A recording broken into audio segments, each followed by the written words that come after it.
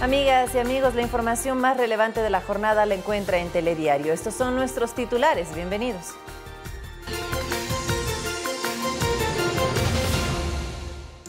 La Agencia de Estados Unidos para el Desarrollo entregó a Ecuador $8 millones para enfrentar los efectos del COVID-19. El embajador de Estados Unidos destacó la decisión de Ecuador de honrar sus deudas internacionales.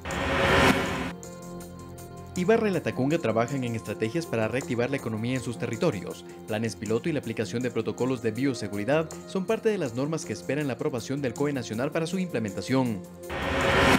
Este miércoles ejecutarán pruebas técnicas en las instalaciones del Hospital Temporal para Pacientes COVID que funcionará en el Centro de Convenciones Metropolitano de Quito. El jueves será su inauguración. Hoy en Telediario les contaremos la historia de un trabajador de la empresa de aseo de Quito, víctima de la irresponsabilidad de un ciudadano que lo atropelló en estado etílico en plena cuarentena. En lo internacional, Arabia Saudita anunció varias medidas económicas de ajuste ante los efectos del COVID-19.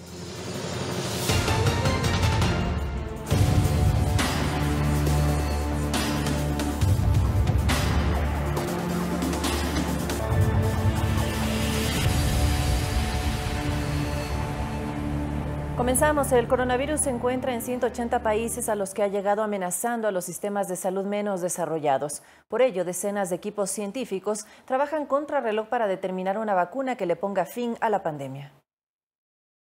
Considerando que el desarrollo de la vacuna puede tomar varios años, las investigaciones han ido de manera acelerada. Que la vacuna sea efectiva contra el virus y que se produzca a gran escala son dos características fundamentales que debe de tener el antídoto que persigue el mundo. Por parte de la Unión Europea se hace un llamado a una acción conjunta que beneficie a todos los afectados. Tenemos que desarrollar las capacidades para poder producir millones de unidades y asegurarnos de que lleguen a cualquier rincón del mundo a un precio justo y asequible. En esto estamos trabajando y para ello necesitamos dinero y una colaboración a nivel global. Con el aval de la Organización Mundial de la Salud, en Estados Unidos ya se ha autorizado la aplicación de tratamientos como el Remdesivir, el mismo que acorta el plazo del virus y garantiza una recuperación del paciente infectado.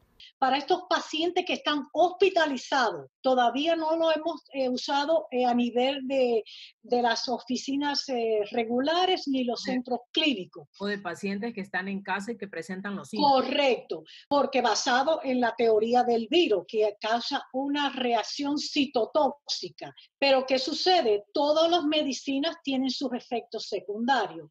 Por lo tanto, estas medicinas, estos antivirales, se están usando a nivel de hospitales.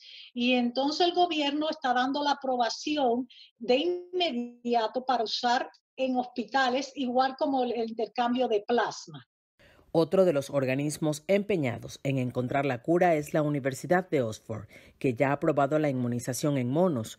Además, comenzó una nueva etapa de prueba en humanos entre 18 y 55 años. Una vez que sea efectiva en las personas, necesitará la aprobación de los organismos de emergencia para preparar millones de dosis que estarán listas en septiembre. En este momento tenemos una fabricación a muy pequeña escala para ensayos clínicos y existe un gran desafío técnico para aumentar ese nivel con el fin de dar un gran número de dosis. El Instituto de Israel para la Investigación Biotecnológica anunció que ha desarrollado un anticuerpo para el COVID-19. El anticuerpo ataca el virus y lo neutraliza, lo que representa un avance significativo para la lucha contra la pandemia. Trabajando con docenas de científicos en diferentes equipos para tratar y ver no solo cómo encontramos la vacuna, sino cómo podemos adelantar unas cuantas medicinas para mitigar todo este tiempo hasta que la vacuna esté lista. Se encuentran también 3 vacunas desarrolladas por instituciones académicas y compañías biotecnológicas chinas, con el único reto de lograr la inmunidad evitando la enfermedad. Cerca de 100 equipos trabajan para descubrir la vacuna y unos 12 son los primeros en realizar el ensayo en humanos. Guadalupe Ayoví, Medios Públicos.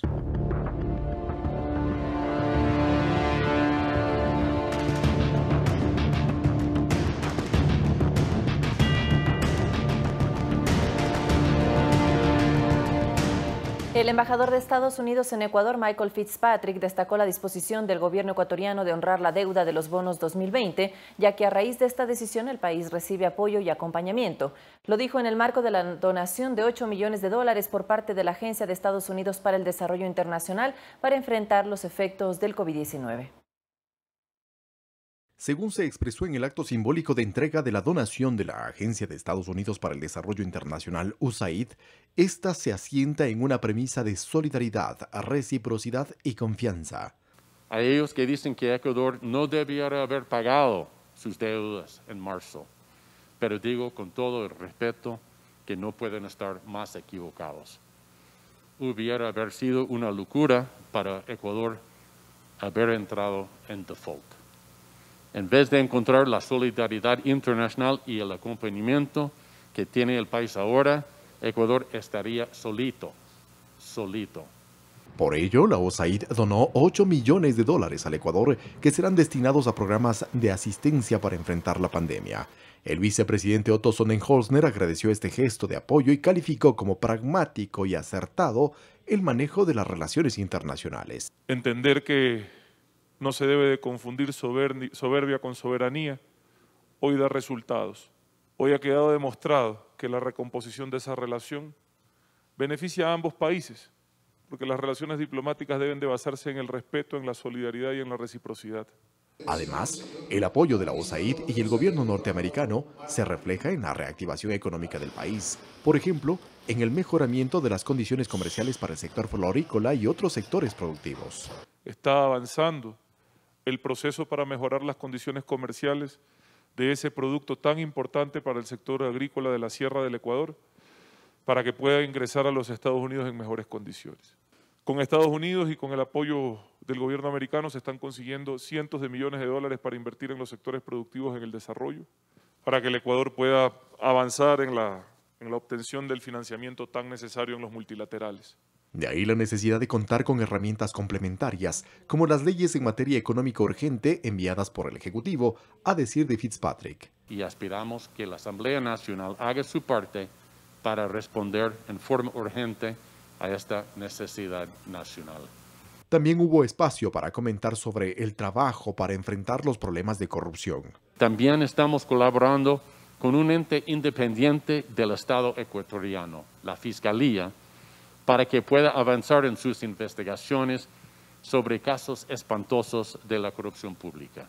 Quien quiera hacer dinero de la tragedia ajena es eso, un miserable. Y quien roba recursos públicos es un corrupto. Y los corruptos deben de pagar y responder ante la ley. Un encuentro en el que las autoridades confirmaron que ambos países llevan adelante relaciones bilaterales saludables. Eduardo Córdoba, Medios Públicos. El Contralor General del Estado, Pablo Celi, remitió a la Fiscalía el informe con indicios de responsabilidad penal del examen especial realizado a la adquisición de kits complementarios de alimentos por parte del Servicio Nacional de Gestión de Riesgos y Emergencias. La documentación fue enviada para el procedimiento legal correspondiente. El documento establece una serie de irregularidades que dejan graves indicios de responsabilidad penal en la contratación de kits alimenticios por un monto de $1.182.428,80, que determina un sobreprecio de $475.638,80, que equivale al 40.23% más del valor real que debió tener el contrato en relación con los valores de los productos en el mercado. Mientras tanto, el Ministerio de Salud Pública informó que en el país se registran 3.433 pacientes recuperados, 7.163 casos con alta epidemiológica, 34.200 casos descartados, 30.419 confirmados y 2.327 personas fallecidas a causa del nuevo coronavirus. Según esta cartera de Estado, hasta el momento se han tomado 85.223 muestras. Guayas registra 11.999 personas contagiadas, Pichincha 2.336, Manabí 1.277 y Los Ríos 1.006. Y con semáforo en amarillo arranca la reactivación económica en el cantón Daule, en la provincia del Guayas. Las disposiciones del COE cantonal que permiten a la ciudad entrar en esta nueva fase se cumplen con sanciones y estrictas medidas de higiene. El ambiente comercial comienza a cobrar vida en la capital arrocera ecuatoriana. Hasta ahora las pérdidas alcanzan los 150 millones de dólares y los propietarios de los negocios que han abierto sus puertas al público aplauden la medida que les permitirá reactivar su economía. Por ahora está bien porque la verdad que necesitamos salir a trabajar, muchas personas. Y yo recién que salgo también a trabajar, a laborar tantos días encerrados y necesitamos para llevar el pan a la casa. Que mucha gente necesita trabajar, necesita llevar el sustento a sus casas.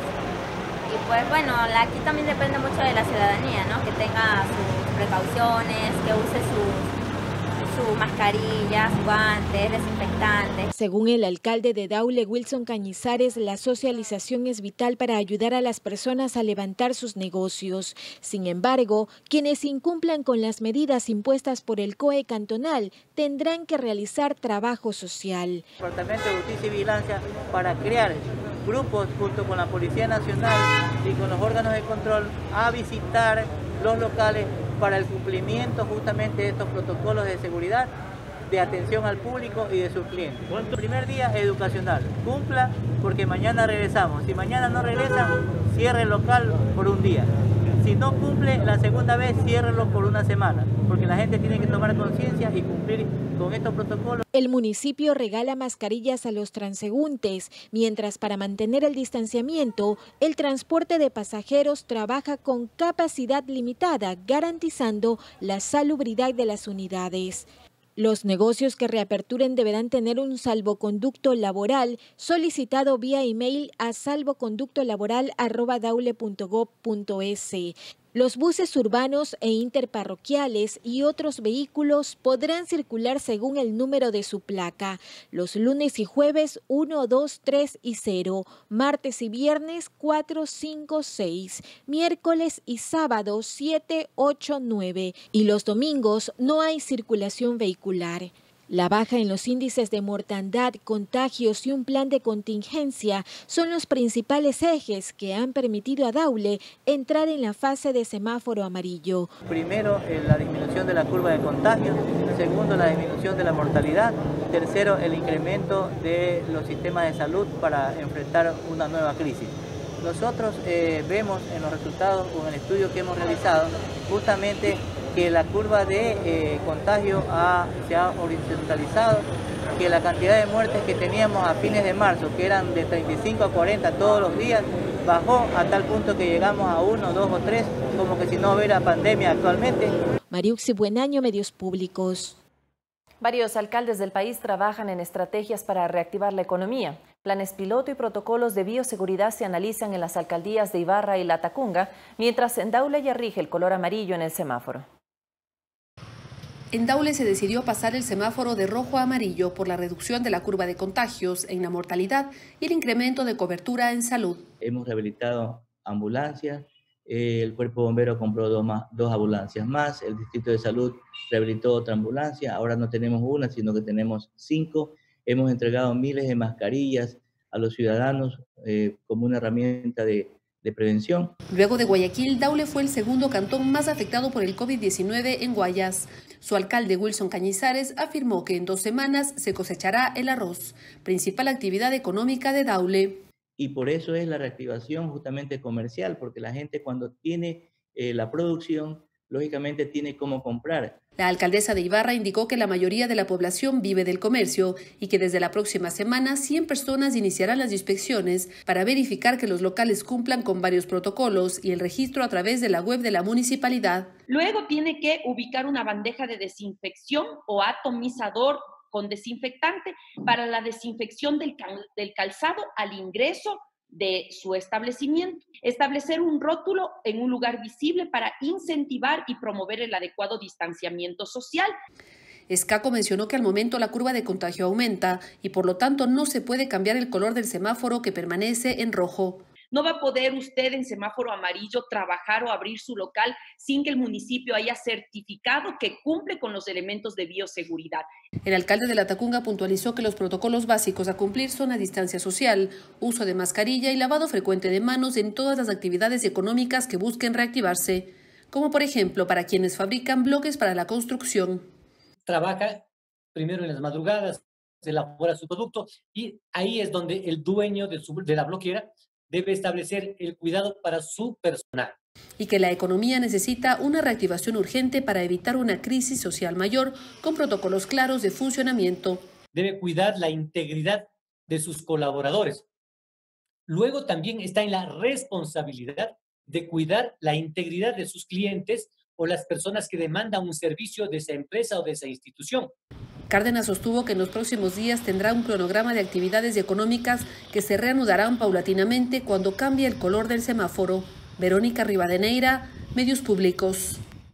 Y le contamos que el municipio de Guayaquil planteará la reapertura del Aeropuerto Internacional José Joaquín de Olmedo. Así lo anunció la alcaldesa Cintia Viteri en redes sociales.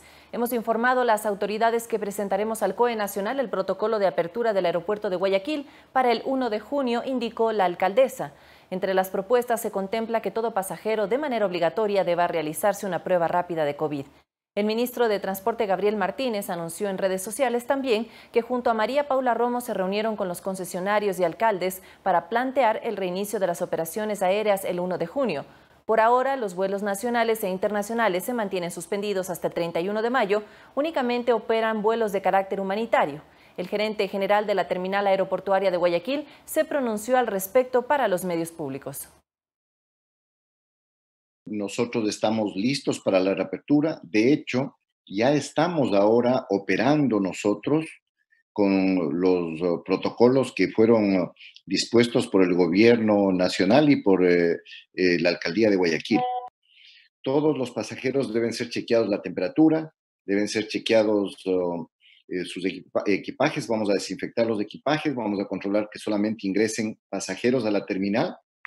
Y dentro de la terminal tenemos separadores para observar la distancia, el distanciamiento físico. Y hasta este momento, todas las aerolíneas han mencionado de que volverían a operar.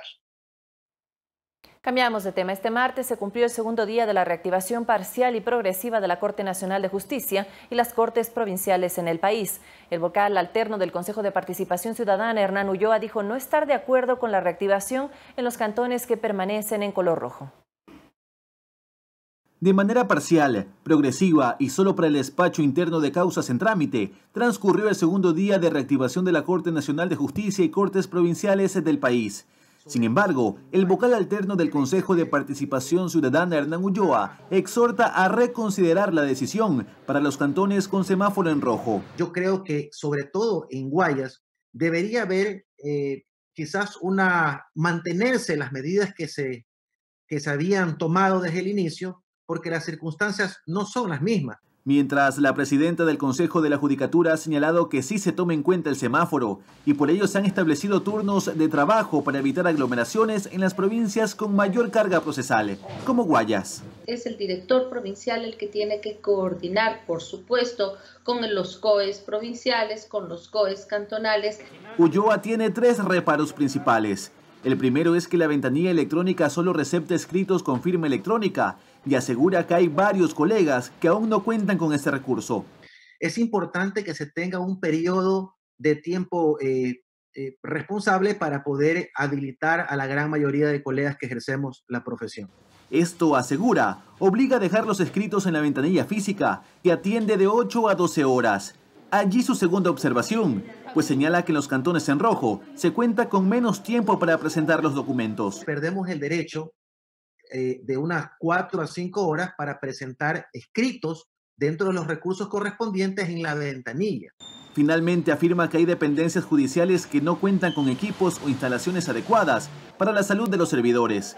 En este marco, la titular de la Judicatura aseguró que por ello se evita gran presencia de servidores. Hemos tomado contacto con la alcaldesa indicándole cuáles son las circunstancias de nuestro retorno. Lo que no quiere la función judicial precisamente es generar cierto movimiento cuando esta movilidad está restringida. El vocal alterno Ulloa propone que se habilite un correo para enviar los escritos de las causas, mientras existan cantones en rojo en Guayas. Por su parte, Judicatura ha señalado que desde el 18 de mayo también se reanudará el despacho interno en los juzgados, unidades judiciales, tribunales penales, contenciosos administrativos y contenciosos tributarios de todo el país. Luis Alfredo Zúñiga, Medios Públicos. El alcalde de Quito, Jorge Yunda, analizó las acciones adoptadas por su administración durante la emergencia sanitaria. En el programa Ecuador al Futuro de los Medios Públicos destacó que es el momento para que la ciudadanía asuma el reto de protegerse en esta nueva normalidad. Las 100.000 pruebas PCR que llegaron a Quito han comenzado a aplicarse, en primer lugar a los funcionarios que están enfrentando la pandemia en primera línea. La planificación posterior debe estar enfocado a un testeo masivo. Luego a la salida de un banco, de un mercado, luego en la vía pública. Mientras más hagamos pruebas y podamos diagnosticar y aislar a los que están asintomáticos y que podrían estar contagiando, vamos a tener la posibilidad de salir a trabajar. Es que solo este instrumento permitirá tener índices precisos para poder reactivar a la capital, evitando rebrotes como ya se han producido en otras ciudades del mundo. La relación número de pruebas con respecto a la población por ahora es demasiado baja. En Quito se han tomado 8.341 pruebas, es decir, únicamente se han hecho 2.780 pruebas por cada millón de habitantes. Si nosotros tenemos esta realidad, es decir, únicamente casi 3 pruebas por cada 1.000 habitantes, lo que nosotros no podemos saber es cuál es el perfil epidemiológico. A pesar de ello, la necesidad de la reactivación productiva está latente. Quito pierde $120 millones diarios durante el aislamiento, motivo por el cual ya se han aprobado proyectos piloto autorizados por el COE y muchos otros están en análisis. Si hay este compromiso de hacer la prueba a su trabajador, de transportar institucionalmente, estamos listos para que se sigan aperturando varios proyectos pilotos. Y es ahí donde el alcalde Yunda considera que solo la corresponsabilidad ciudadana permite ver luz al final del túnel, pues es el momento de saber protegerse para poder convivir con el virus. Aprender a salir y a cuidarme de no contagiarme. Entonces creo que debemos ir con paso firme, acelerado, pero con paso firme. Sobre todo si se tiene en cuenta que está por llegar la fecha con el pico más alto de contagios. Se ve en los 70 días, ese día 70 para Quito está alrededor del 26 de mayo. De todas maneras, el municipio continuará con los procesos de adquisición de pruebas. Para ello cuenta con las vedurías necesarias que impidan malverse los recursos públicos de la capital. Lo más terrible que puede haber en este momento es aprovecharse de esta tragedia y haya esa ventana para que alguien se arregle la vida. Eso me parece totalmente condenable. Alex Llanos, Medios Públicos. Este miércoles se realizarán pruebas técnicas para verificar el adecuado funcionamiento de las instalaciones del Hospital Temporal para pacientes con COVID que funcionaría en el Centro de Convenciones Metropolitano de Quito. La inauguración está prevista para el jueves 14 de mayo. La adecuación del Hospital Temporal para la atención de pacientes COVID-19 con sintomatología leve a moderada está ya en los últimos detalles. Para este miércoles está planificado realizar las pruebas finales de las tomas de oxígeno, del sistema eléctrico y de presión de agua. Natalia Recalde, administradora general del municipio capitalino, informó que los demás detalles logísticos están ya listos para que este hospital temporal sea inaugurado este jueves 14 de mayo. Está todo listo y obviamente todo lo que es el control de que cada una de estas donaciones y de las obras que se están realizando aquí se ejecuten de manera apropiada.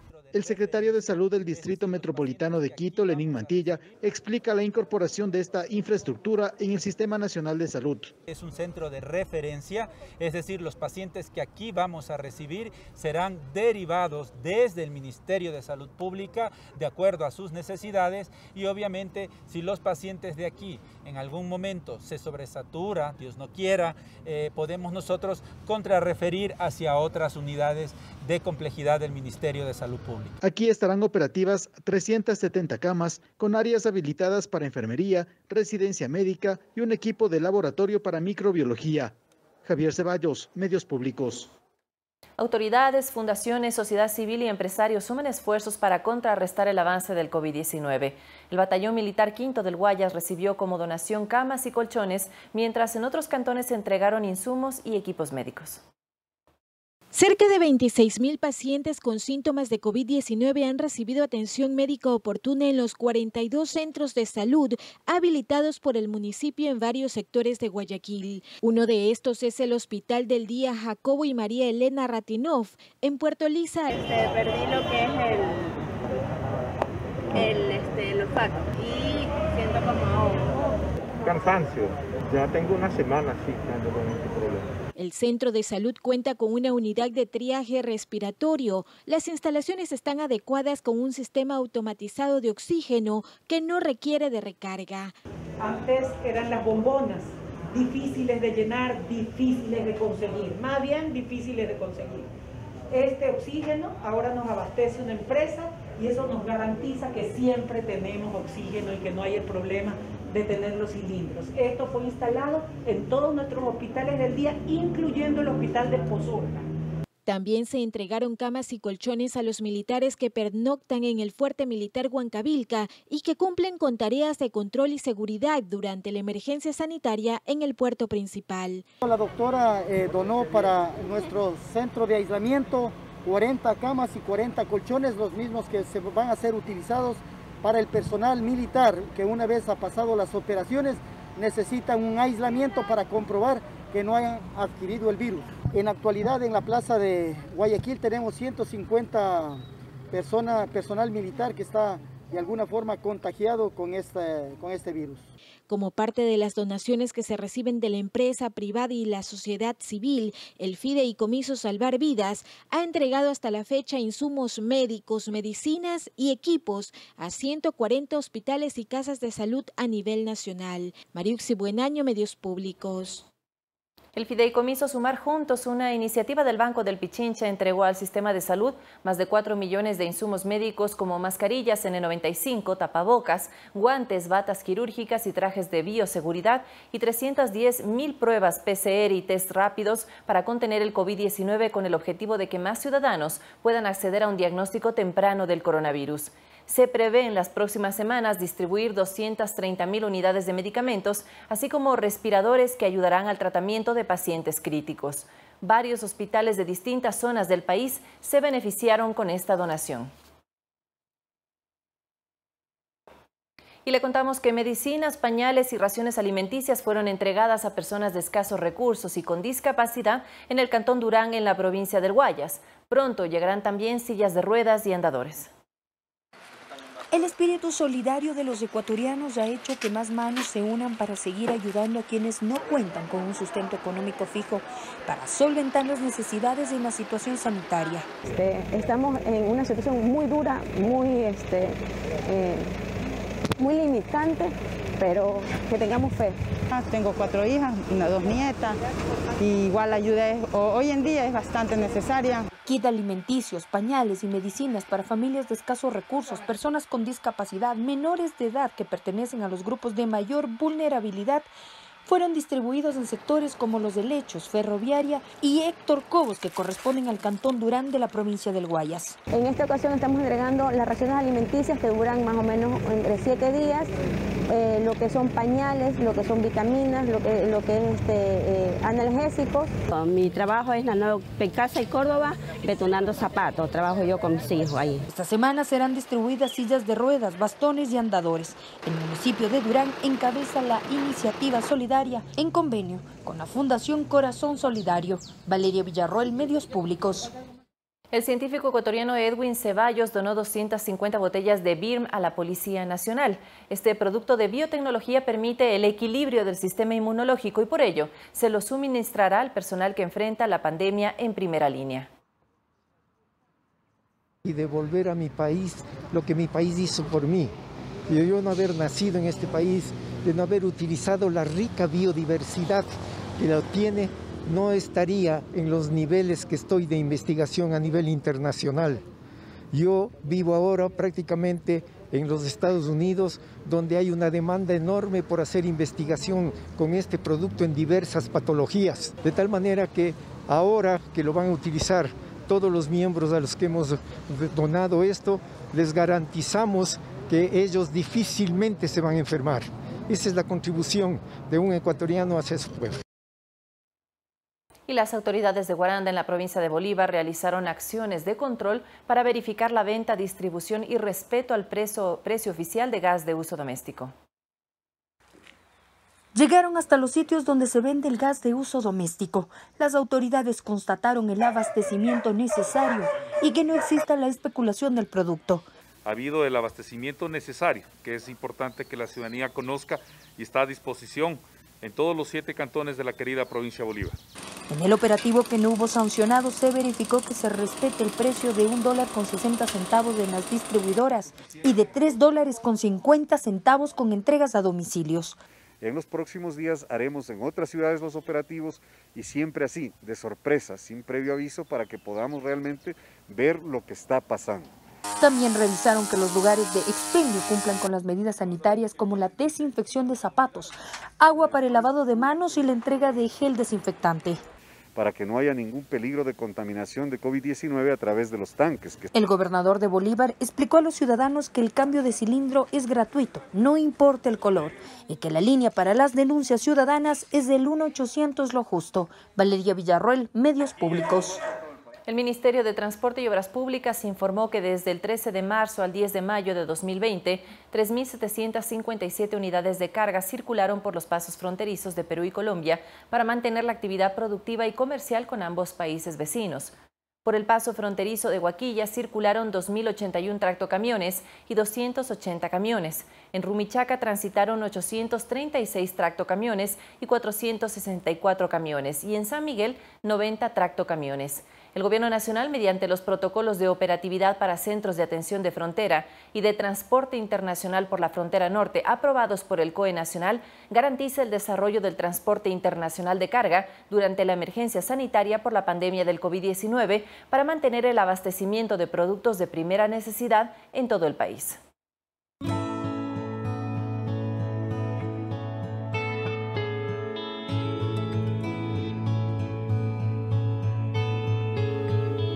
Este 12 de mayo se conmemora el Día Internacional de la Enfermera. Este año la celebración tiene una connotación especial, pues en medio de una pandemia son las piezas claves para atender y salvar la vida de los pacientes con COVID.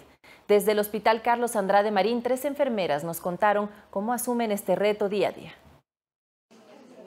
En medio de la pandemia, en el Hospital Carlos Andrade Marín trabajan 1.500 enfermeras y auxiliares de enfermería.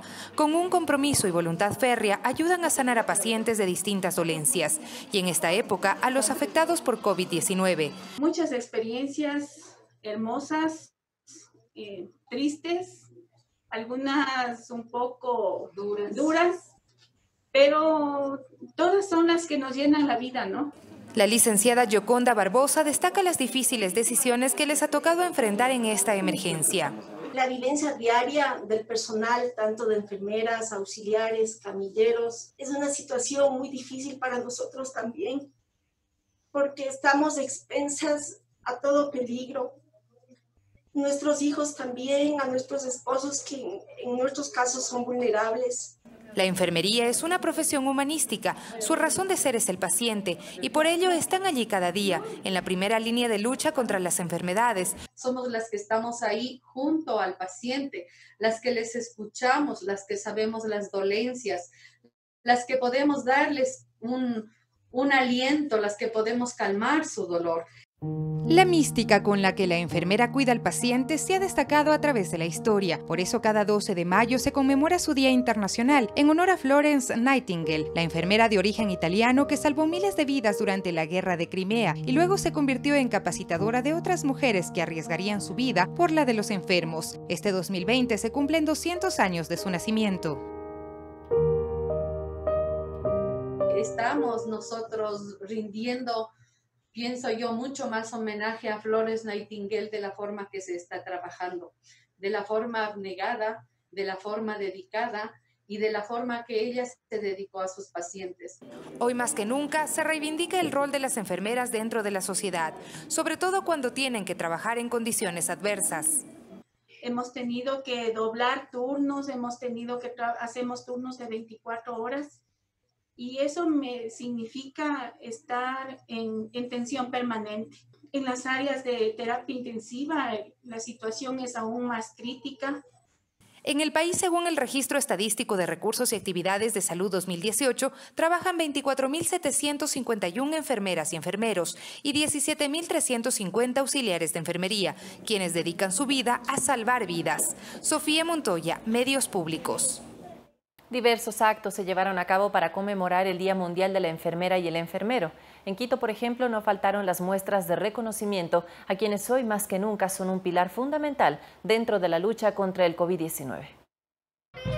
La banda de las Fuerzas Armadas puso la música en el Hospital Docente de Calderón para decir gracias y mil veces gracias a quienes forman parte de la primera línea de batalla contra el COVID. Apoyarles y brindarles un momento de esparcimiento y emoción. Es que cualquier detalle sin duda resultaba poco para estas profesionales de la salud que este 12 de mayo conmemoran su día clásico, justamente en momentos en que su trabajo no se ha detenido y hoy más que nunca es reconocido. Es que la principal característica de una enfermera es pensar que su paciente no es ajeno, sino un familiar. Así nos lo detallan desde Cuenca Daisy Chacón y Marcia Fernández. Cuidar a personas que no suelen ser mi familia, pero les cuido como si lo fueran. Siempre me ha gustado el ayudar a los demás, el ver a un paciente recuperado. Que por eso más que una profesión es una vocación, que en muchos casos se ha transmitido por generaciones. Mi mamá, que es enfermera, ya se jubiló, mi tía, que trabaja también en el Hospital Vicente Corral Moscoso, y mi abuelita, que ella ya falleció por su enfermedad, pero también es enfermera. Con esos testimonios del reconocimiento no debería ser de un solo día, sino eterno. Desde el año de 1965 en todo el mundo celebramos el Día del Complemento Perfecto del Equipo de Salud. Y así lo sentimos los ecuatorianos, a pesar de que la banda por este día debe dejar de sonar. Alex Llanos, Medios Públicos.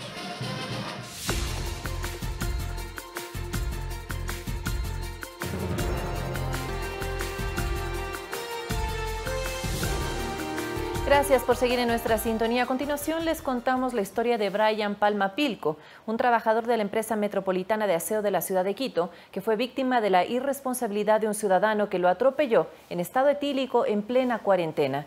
Sus familiares rechazan este hecho que casi acaba con la vida de Brian mientras realizaba su trabajo en la recolección de desechos. En el video se observa cómo la irresponsabilidad de una persona que violó el toque de queda dispuesto por las autoridades estuvo a punto de cegar la vida de un soldado azul, un trabajador de la empresa pública metropolitana de aseo de Quito, mientras se encontraba realizando su trabajo de recolección de basura. A Brian Palma Pilco, de 24 años de edad, le encontramos en uno de los cubículos de la sala de emergencia del Hospital San Francisco del Seguro Social, en el norte de Quito. A buena hora, su estado de salud es estable. Con amabilidad nos recibe y nos narra la pesadilla vivida aquella noche. En un montón se paró el recolector. Comenzamos a botar las fundas y boté una funda y al rato que me giré, ya le vi la camioneta que se me venía encima y me aplastó. Mientras Brian se jugaba la vida por los capitalinos, recogiendo desechos contaminados y posiblemente con COVID-19, casi pierde la batalla, y no precisamente contra el mortal virus. Me operaron de aquí de la pelvis, me pusieron una plaqueta, 4 clavos, y tengo una lesión en la pierna que me están ahorita tratando aquí en el hospital. Sabemos que estamos en un toque de queda, que uno no puede, ya pasado las 2 de la tarde, no puede movilizarse a ningún lado, pero la gente no entiende, no hace caso y por irresponsabilidad de muchas personas le pasó lo que le pasó a mi hermano. Brian proviene de una familia humilde y es su sostén económico. Confiesa que le gusta el fútbol y juega de zaguero central. Manifiesta que este hecho, lejos de atemorizarle, le da fuerzas para continuar su recuperación. Cuenta los minutos para nuevamente acompañar las filas defensivas del equipo de los soldados azules, que día a día libran su mejor partido para mantener a la ciudad libre de desechos tóxicos y del COVID-19. Sí, he recibido el respaldo de mis compañeros, de la empresa, de la gerenta, el alcalde mismo ha estado pendiente de mí, todos han estado pendientes de mí, ayudándome en todo sentido. Una historia que simplemente no puede repetirse. En el tope de queda mismo no se pongan a tomar y no salgan a hacer el daño a las demás personas, que tengan un poco más de conciencia. Juan Carlos Figueroa, Medios Públicos. En términos de salud, las personas con discapacidad pertenecen a los grupos de mayor vulnerabilidad frente al COVID-19. La situación laboral no es menos complicada y se ajustan los protocolos que permitan respetar su derecho al trabajo.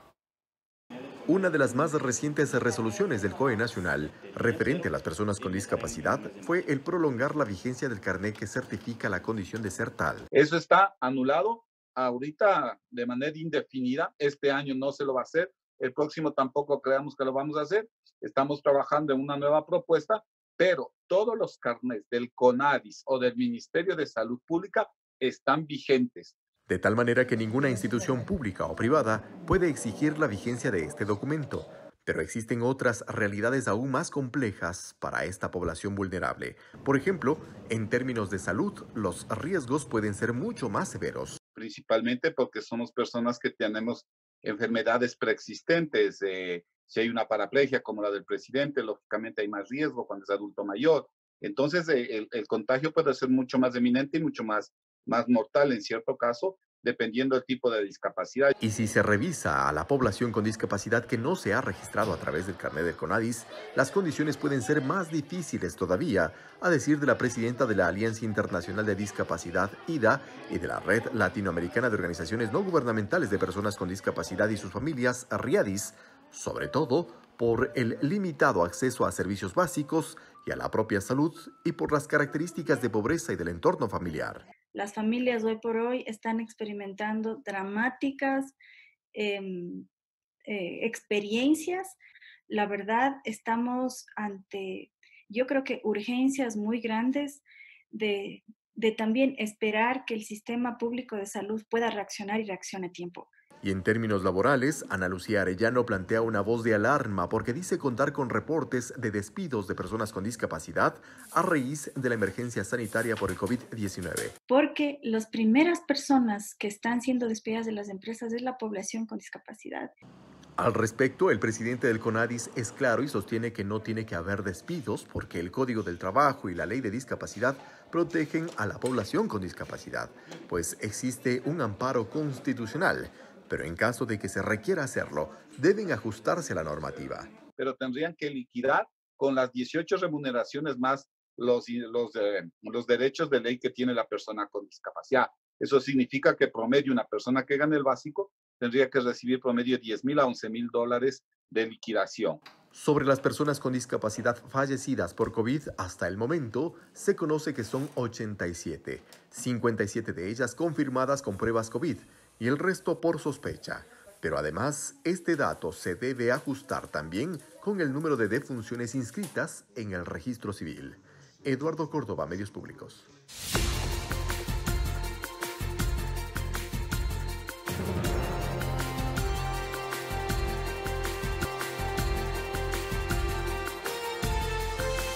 Atención a lo siguiente, profesionales de la salud recomiendan la abstinencia o el uso de métodos anticonceptivos tras la recuperación del COVID-19 mientras se confirma que este virus no se transmite durante una relación sexual.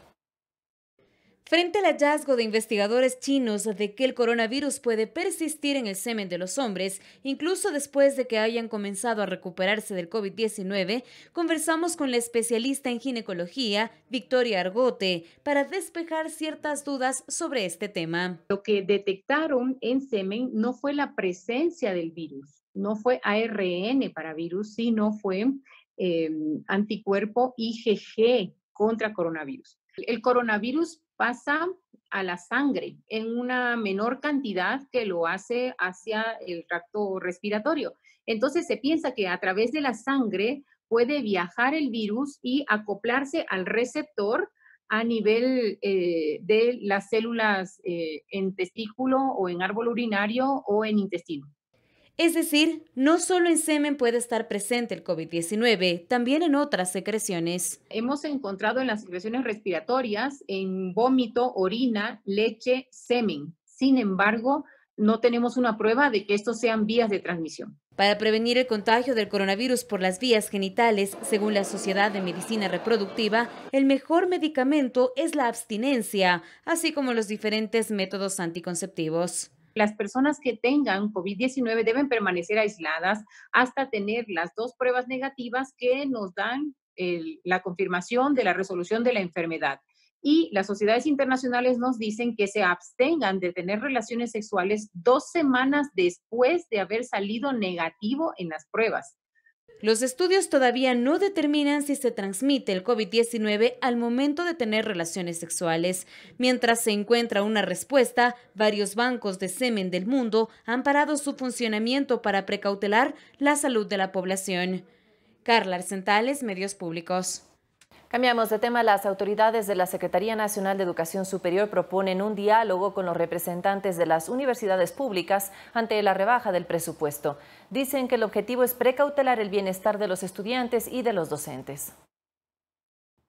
La respuesta del gobierno ante la preocupación de las universidades y escuelas politécnicas para dialogar sobre alternativas que permitan garantizar una educación superior gratuita y de calidad no se hizo esperar. En un comunicado, la Secretaría de Educación Superior, Ciencia y Tecnología e Innovación, CENESID, comunicó que esta próxima semana revisará la planificación académica y presupuestaria con cada universidad y escuela politécnica para generar las soluciones operativas. El titular de la CENESID manifestó el compromiso con las autoridades de las universidades para buscar acuerdos que busquen minimizar los impactos de la crisis sanitaria en el sector. También se ha trabajado, por ejemplo, de manera importante en temas de productividad, es decir, hemos identificado ahorros, reorientar gastos, por ejemplo, si había la posibilidad de gastar digamos, una obra, una inversión, un aulario que quizá hoy no se necesite, reorientar ese gasto a mayor nómina docente, a formación. Albán indicó que ya existen acercamientos con los titulares de las universidades. Y fundamentalmente, y lo más importante, trabajar con ellos de la mano en identificar qué gastos se pueden diferir y qué gastos no son necesarios el día de hoy. Hay una serie de gastos que evidentemente, por ejemplo, gastos de viaje, gastos de representación, etcétera. Ante un entorno hay algunas investigaciones de campo, algunos laboratorios que permanecen cerrados. Entonces, por lógica, les hemos sugerido que esos recursos se asignen y se prioricen a lo que es la docencia. Explicó que el ajuste presupuestario en el sector educativo obedece a una caída en la recaudación del IVA y del impuesto a la renta debido a la crisis sanitaria por el coronavirus, rubros que nutren el presupuesto de este sector. Estos dos componentes, tanto el IVA como el ISR, representan aproximadamente el 80% de los presupuestos universitarios. Es importante destacar que el presupuesto universitario no se construye de manera arbitraria, tiene una serie de reglas muy definidas y justamente dentro del entorno y del contexto de estas reglas y leyes es que la recaudación se ve afectada por la menor actividad económica. No obstante, enfatizó que el propósito fundamental es precautelar el bienestar de los estudiantes y docentes. Juan Carlos Figueroa, Medios Públicos. Un grupo de 70 venezolanos pernoctan desde este 11 de mayo en los exteriores de la embajada en Quito. Ellos exigen a su gobierno vuelos o buses para poder retornar a su país.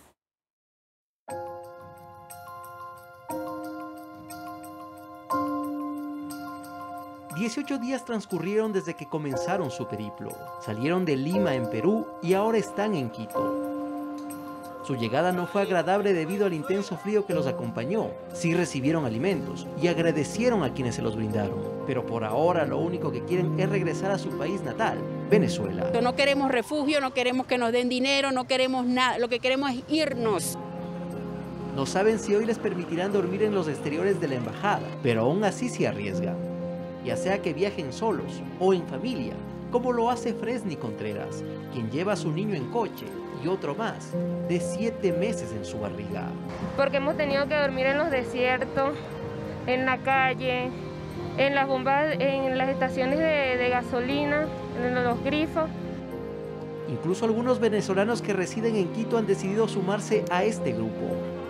Afirman que lo hacen cumpliendo con todos los cuidados sanitarios y también sabiendo las posibles consecuencias. Porque mientras nosotros quizás estamos en un refugio, en un techo, comiendo, y no somos prioridad, porque aún estamos aquí y seguimos aquí. Por ello abandonaron los albergues donde estaban asilados y otros tantos como Naudi Torres debido a que fue desalojado de donde vivía, pues ya sin trabajo a causa de la pandemia no tiene recursos para sustentarse y tras un año en Ecuador no le queda otra salida que regresar. Yo le agradezco también al pueblo aquí de Quito, Ecuador, por la receptividad que ha tenido con nosotros los venezolanos. Dicen que el siguiente vuelo estaría habilitado en 10 días y que hasta tanto no hay otra forma de esperar, así sea sin un techo que los proteja. Alex Llanos, Medios Públicos.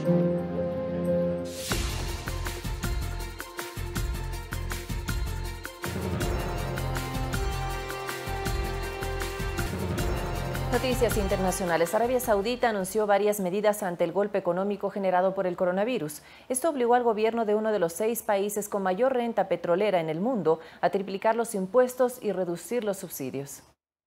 Los ingresos del petróleo, la principal fuente de dinero de Arabia Saudita, cayeron entre enero y marzo, casi una cuarta parte de lo recaudado en el mismo periodo del año anterior. Esto obligó al reino a tomar estas disposiciones con el objetivo de mantener a flote las finanzas estatales. El ministro de Finanzas, Mohamed Al-Haddan, la semana pasada advirtió de la severidad de la crisis. Se iban a requerir medidas estrictas y dolorosas. El recorte de gasto que hemos realizado hasta ahora no es suficiente y las finanzas públicas van a necesitar más control. El viaje que tenemos por delante es largo. Debemos reducir los gastos presupuestarios de forma radical y algunos proyectos tendrían que ralentizarse. El gobierno de ese país además anunció que triplicará el impuesto al valor agregado, es decir, el IVA pasará del 5 al 15%. Esto entrará en vigencia desde el 1 de junio. Las medidas de austeridad que se están introduciendo se producen después de que el reino registrara un déficit presupuestario. La economía de Arabia Saudita ha estado bajo mucho estrés. Es por eso que el gobierno retiró 23.000 millones de la reserva en marzo. Esta es la mayor retirada de la reserva. El gobierno además canceló y suspendió algunos gastos operativos y de capital para algunas agencias gubernamentales y recortó las asignaciones para varias de las iniciativas y megaproyectos de su programa de reforma Visión 2030 con un valor total de 100.000 millones de reales. Fernanda de la Bastida, Medios Públicos. El principal experto en Estados Unidos sobre enfermedades infecciosas, Anthony Fauci, advirtió al Congreso que aunque el gobierno federal está trabajando en elaborar una vacuna contra el nuevo coronavirus, podría pasar tiempo hasta que las dosis estén disponibles en el mercado. Fauci dijo a la Comisión de Salud del Senado, en un testimonio preparado y revelado con antelación, que los esfuerzos del país para batallar contra el COVID-19 y la enfermedad que ocasiona deberían estar centrados en prácticas sanitarias probadas para evitar la contaminación y mitigarla. Además, advirtió que apurar un levantamiento de las restricciones a las empresas y la vida social pone en riesgo la vida de los ciudadanos, lo que dañaría aún más la recuperación económica con la persistencia de la pandemia. Y en la ciudad china de Wuhan, las autoridades planean realizar pruebas a sus 11 millones de habitantes para detectar nuevos casos de coronavirus. Luego de 35 días sin nuevos casos, este fin de semana se reportaron 6 enfermos con COVID-19, todos ellos residentes del mismo barrio, por lo que el gobierno chino dispuso a cada distrito presentar su propia planificación para analizar a todos los habitantes. Las pruebas se deberán realizar en un plazo máximo de 10 días. El principal objetivo es descubrir a los pacientes asintomáticos para evitar un nuevo rebrote de la pandemia.